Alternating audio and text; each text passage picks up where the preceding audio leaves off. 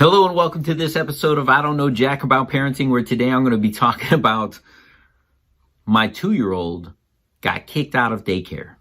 So the big question is this: how are parents like us, who don't have a manual, who are doing the best we can, who feel as though we aren't enough, how are we going to raise healthy, happy children who we are proud of and still keep our sanity in that process? That's the question, and this podcast will give you the answers. My name is Ryan Roy, and welcome to I Don't Know Jack About Parenting, a podcast for parents who are being real with themselves.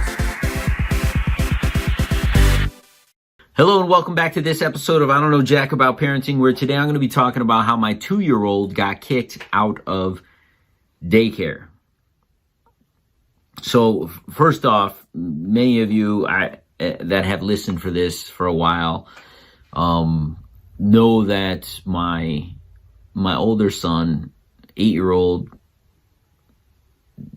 blessing like you wouldn't believe. This kid is so well behaved, so mild mannered, so even keel. I remember when he was 2 years old, they would tell us how other kids would walk up to him and take toys out of his hand, and he would just walk away and he would go pick up another toy. Like, it just did not bother him. They say he very rarely got upset. He always played well with others. He kind of kept to himself. He mingled with other kids that wanted to mingle with him, but he just was fulfilled. He didn't need any extra attention. So quite the opposite with this one. This one is the bully at the school. He pushes other kids. He bites other kids. They couldn't do a write-up before 2 years old because they're just babies, right, at that point. But once he turns 2, day 1, or the second day, I got 2 write-ups, one of biting, one for pushing. The next day, I got another one. So 3 days in, I had 3 write-ups. I think we got by the next 2 days possibly, or I think I was 4 out of the first 5 days. I had something written up. And my wife is like, what's going on? I said, look, I don't think it's anything we need to worry about. They're saying he's teething and that could be it. And it's kind of normal behavior for a 2-year-old, and he never had problems before. And I think he's just going through a stage. He got sick a couple weeks ago. The sickness held him out of school for 5 days. That threw off his routine. He goes back. He's got, I think, 7 write-ups in 4 days. Multiple things, some of them multiples for the day, right? 3 of them one day, 2 another day, 1 another day, 1 another day. I was like, ugh. And it's breaking my wife's heart. So we have a parent-teacher conference just the other day. And before the parent-teacher conference, my wife says, I've been pricing nannies. And I said, why are we pricing nannies? She says, you know what? This school is not going to put up with this kid. He's like, I don't know what to do. She's reading books, parenting strategies, what could be going on with him, what we need to do differently, what he needs to be doing differently, how we can approach it, all this stuff. And I was like, really? We have to look at nannies? I said, why don't we wait till the assessment and then talk to the administration? And our other son was there. These people are like family to us, 7 years. They hadn't really addressed it to us. My wife is super worried. She's like, I'm looking for nannies. We're going to have them home. We're going to have a nanny. No other daycare is going to take this kid this way. And I'm like, you're overreacting. I said, let's just wait until we get to the school, see what the teacher says. And I'm sure if there's a major problem, administration's going to let us know. So just yesterday, we have this parent-teacher conference. It's at 3:30 in the afternoon. We both get there just on time. Parking's a little crazy because all the other parents are getting their assessments. We walk in, we sit down. The teacher is telling us all the milestones. They all start off with the good stuff. He hits all of his milestones. He's super bright. He knows his colors, his numbers, his ABCs, uppers, lowers.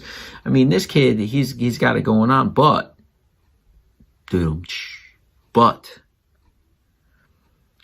he needs to learn to self-soothe.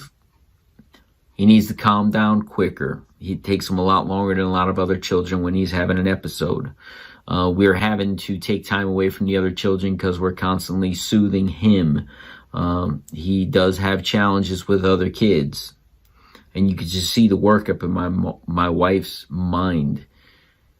And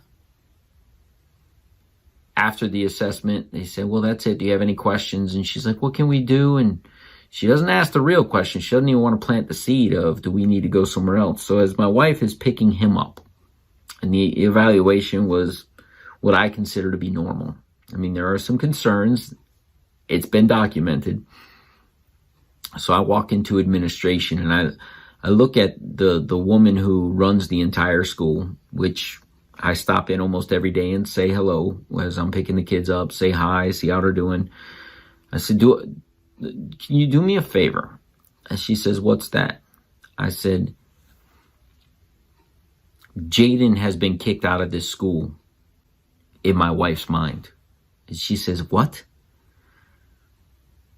I said, he's been kicked out of daycare in my wife's mind. So much so she goes, you're kidding me. I said, no. I said, in her mind, she's been shopping for nannies. And she's like, oh, were you kidding me? Why? She goes, what he's going through is perfectly normal. And this is how she said it. She goes, of all families in this school, you are the last family that we would be kicking out. You guys are like family to us. And I said, I understand that. And that's how I feel too. But my wife said, when I said that to her, she said, yeah, but I don't expect the owner to have to answer to other families because of what our child is doing. And so I'm prepared to leave. And she says, you guys are not going anywhere. That is absolutely ridiculous. I said, can you share that with my wife? See, I don't know jack about parenting, but I know that we need to get all the facts before we jump to assumptions or conclusions. And my wife seriously was having a conversation with me about how we needed to hire a nanny. And that's not a solution to me, I think, dealing with the problem. She's talking about going to a child psychologist. She's talking about doing all these things without allowing the process. He is 6 weeks into his 2 years. He has had, that's 30 days of school, and he has 11 write-ups. Some of them are multiple write-ups in one day. So let's say a third of the time, or a little less than a third of the time, one every 3 days, he's getting a write-up. It's probably less than that because he did miss a week. It's probably more than that because he missed a week. But in the grand scheme of things, he's going through a transition period with his teeth. He did come off of sickness. There's some other things. And there's some things we could do at home to help soothe him that we're probably not the best at. And we're learning how to do that. My point is, moms especially, gather the information and ask the questions to the people of authority. When I said to my wife, it's like we need to check with administration. I think administration, if it was getting to that point, would have called us and told us there was a major concern. These people have been good to us and we've been good to them for all these years. So she goes, no, they don't have to. They've been documenting. And I was like, yeah, but I think the relationship, keyword here, relationship, we've had a relationship with these people. It's not just a business exchange. We actually spend time with these people. I think they would have told us if there was a concern and told us steps to take at home.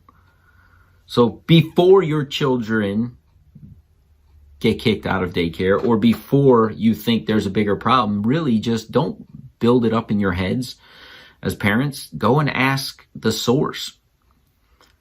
Because thinking something or feeling something may be your reality, but may not be the reality on the other side.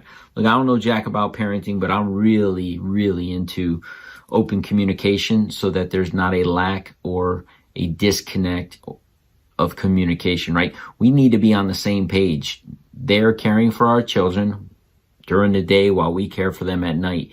And we are a team and we must be on the same page.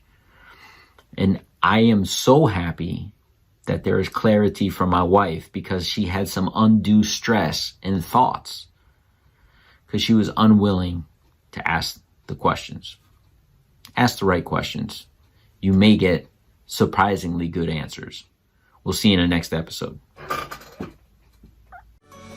Do you want to be the dad you wish you had? If so, go get my free book, Be the Dad You Wish You Had, at BeTheDadYouWishYouHad.com. Inside, you'll find my most effective 40 tips to quickly and easily transform yourself into the ideal dad. Go to BeTheDadYouWishYouHad.com now and get it while it's free.